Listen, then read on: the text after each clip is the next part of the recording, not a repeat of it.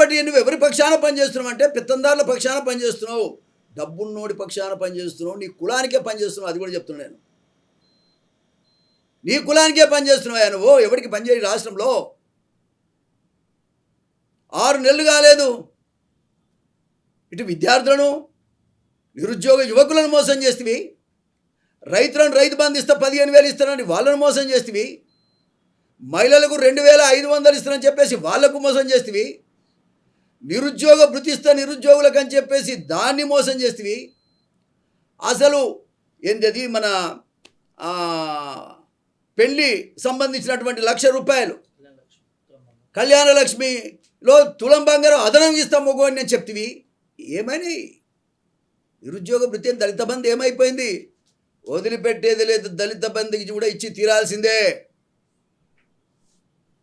ఏ పరిస్థితుల్లో కూడా నువ్వు కేసీఆర్ మీద రోజు తిడుతున్నావు కదా, అసలు కేసీఆర్ కంటే అదనంగా నువ్వేం చేసినావు గది చెప్పు నాకు. నేను కూడా మా తమ్ముడు అనేటువంటి ఒక ఎఫెక్షన్ కింద గతంలో టీడీపీలు ఉన్నామని, నువ్వు గెలవాలని నాకేం రాకపోయినా నేను ఓర్చుకొని నీకు పనిచేసిన. కానీ అందరి ఆశల్ని నువ్వు వమ్ము చేసి నువ్వు ఇలా కులుకుతున్నవే తప్ప ఎవడికి లాభం లేదు. 5 ఏళ్ళు ఉన్నది కదా, నేనేమైనా చేస్తా అనుకుంటున్నావు. అసలు కేసీఆర్ నెత్తిన పాలు పోస్తున్నావు. నువ్వు ఇట్లాంటి ఏదో పనులు చేస్తే ఆయన తిరగాల్సిన అవసరం లేదు, ఇంట్లో వెంట గెలుస్తాడు వచ్చేసరికి. ఇది కూడా నువ్వు అర్థం చేసుకో. కాబట్టి ఇది ఏ రకంగా కరెక్ట్? ఇది నువ్వు తప్పులు చేపితే పార్టీ బాగుంటుంది, ఇతర పార్టీ వాళ్ళు రారు. నువ్వు తప్పులు చేస్తున్నావు కాబట్టి రాబోయే కాలంలో కాంగ్రెస్ పార్టీ నువ్వు లీజుకు తీసుకొచ్చుకున్నావు అని నేను అంటున్నా. అసలు ఒరిజినల్ పార్టీ వాడైతే బాధపడతాడు. చూడు చంద్రబాబు నాయుడు గారు తన పార్టీ కోసం ఎంత బాధపడుతున్నాడో, ఎన్ని త్యాగాలు చేస్తున్నాడో. కానీ నువ్వు గుమ్మి కింద పంది కొక్కులు తిన్నట్టు తింటున్నారు నువ్వు, నీ యొక్క అనుచరులంతా కూడా. ఇది న్యాయం కాదు. నేనేదో కోపం మీద చెప్పడం లేదు.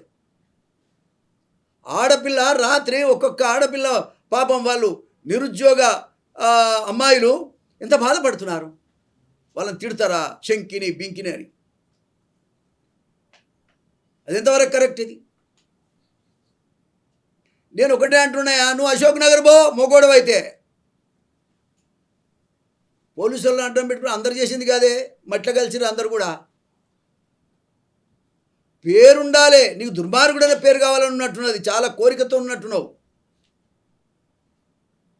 ముఖ్యమంత్రిగా ఉన్నప్పుడు నీకు అదృష్టం కలిసి వచ్చింది, దాన్ని సద్వినియోగం చేసుకొని ఒక మంచోడైన పేరు తెచ్చుకోమని కోరుకుంటున్నా. ఇప్పటికి కూడా నేను నీ మీద వ్యతిరేకత లేదు, కానీ నువ్వు తీసుకున్న నిర్ణయాల వల్ల పార్టీకి చెడ్డ పేరు వస్తుంది, కాంగ్రెస్ పార్టీకి చెడ్డ పేరు వస్తుంది.